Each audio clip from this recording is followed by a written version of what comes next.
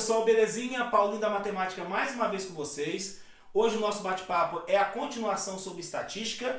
No nosso último encontro nós falamos sobre medidas de tendência central e hoje nós vamos falar de medidas de dispersão, tá certo? Assuntos muito cobrados aí no Enem, tá certo? Antes da gente entrar no assunto de medidas de dispersão, vale a pena a gente fazer uma recapitulação sobre medidas de tendência central, até porque isso vai te ajudar a entender o nosso assunto, o nosso bate-papo de hoje, tá?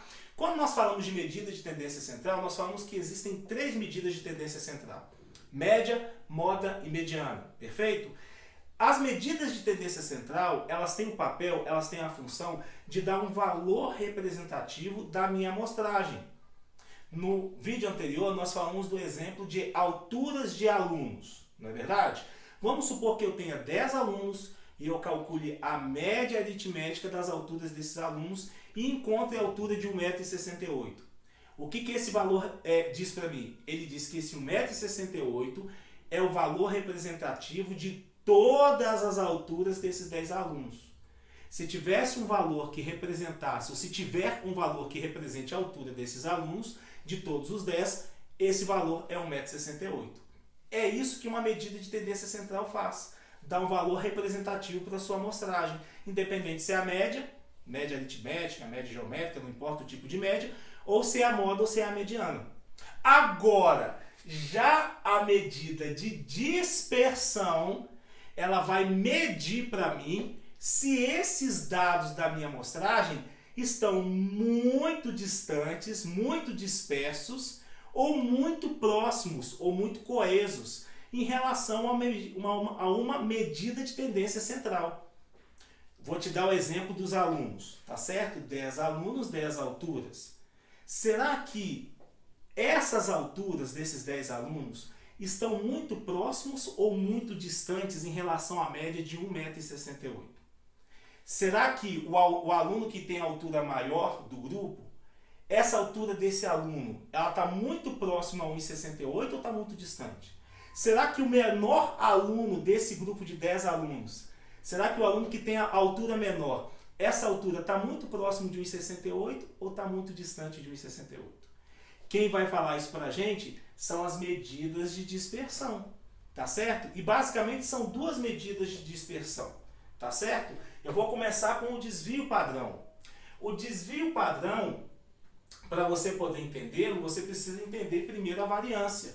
Por que, Paulinho, eu preciso primeiro entender a variância? Porque o desvio padrão é calculado como a raiz quadrada da variância.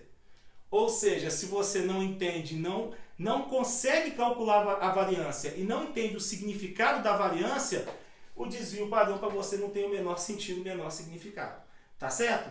Então, o desvio padrão é muito simples, é a raiz quadrada da variância. Mas o que é de fato a variância? Tá? A variância, gente, ela mostra para mim o quão distante ou quão próximo os dados da minha amostragem estão em cima de um valor, de uma medida de tendência central.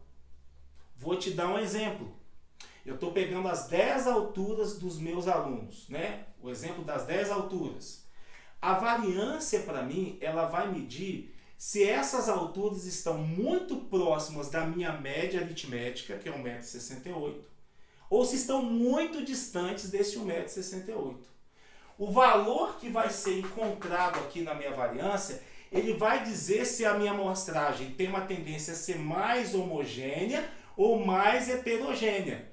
Se os dados estão muito próximos da minha medida de tendência central, que nesse caso aqui da variância é a média aritmética, ou se esses dados estão muito distantes, tá?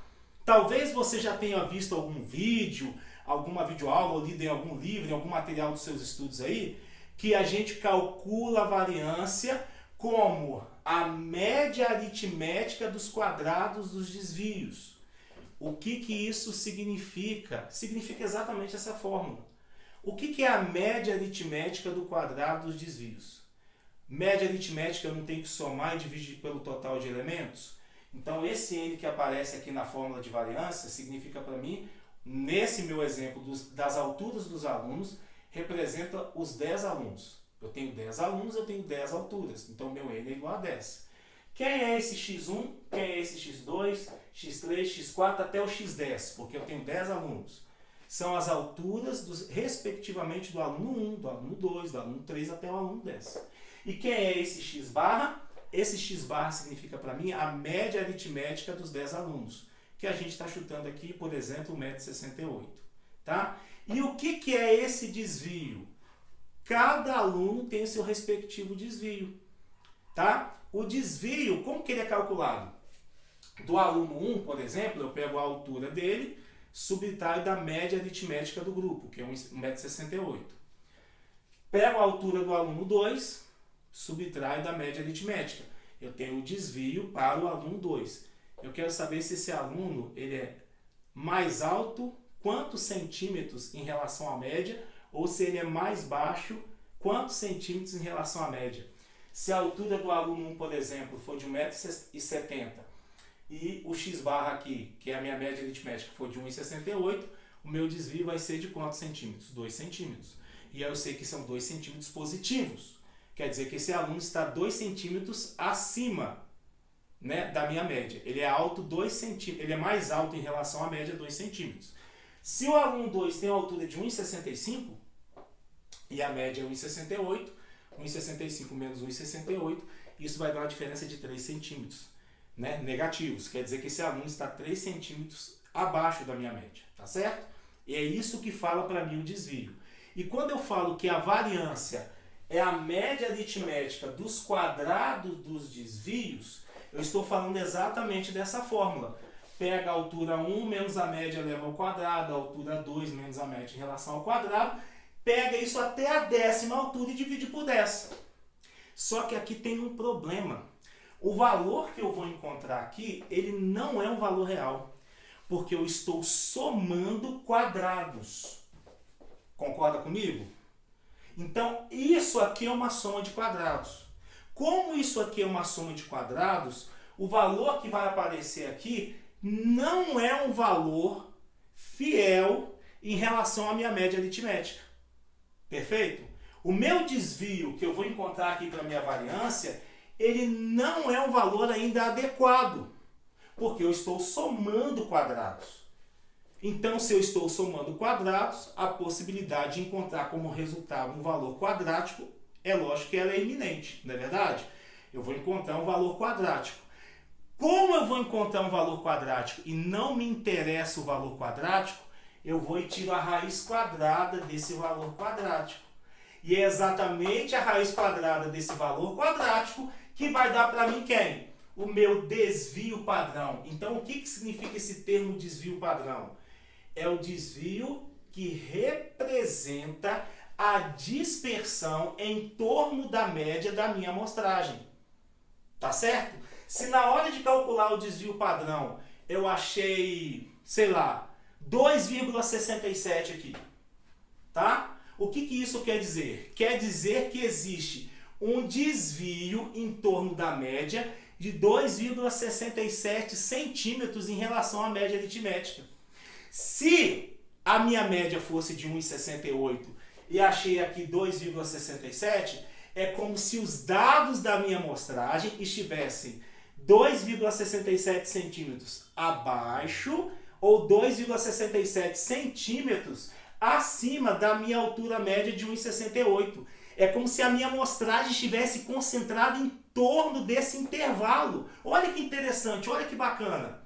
E aí eu consigo ver que a minha amostragem ela está distribuída basicamente em torno desse intervalo. É isso que significa desvio padrão. Mas não tem jeito de eu calcular o meu desvio padrão se eu não entender o conceito de variância. Tá certo? Se eu não entender o conceito de variância, se eu não souber calcular a variância, dificilmente eu vou conseguir descobrir o desvio padrão e interpretar corretamente o resultado que será dado pelo desvio padrão dentro do meu exercício. Tá certo? Gente, espero ter ajudado vocês com esse vídeo. Não é só saber calcular variância e desvio padrão. Tem que saber interpretar. Tem que saber onde você está mexendo, meu camarada. Senão, na hora que você estiver fazendo uma questão do Enem aí, não adianta nada você calcular sem saber para que serve. Tá certo? Espero que tenha te ajudado aí. a clarear muitos conceitos dentro dessa teoria. Mãos à obra, bons estudos e até o nosso próximo encontro, pessoal!